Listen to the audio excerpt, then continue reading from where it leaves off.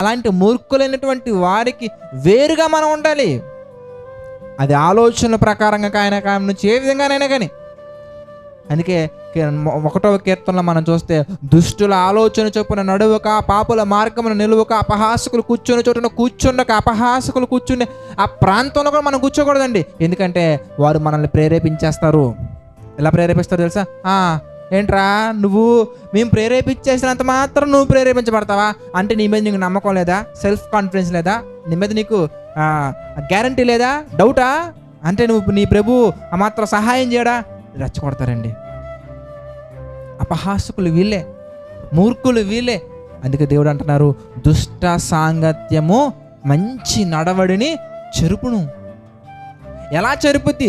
మూర్ఖమైనటువంటి ఆలోచన తీసుకొచ్చి మన మనస్సులో నింపుతూ ఉంటుంది. మూర్ఖమైనటువంటి ఉద్దేశాలు తీసుకొచ్చి నింపుతూ ఉంటుంది.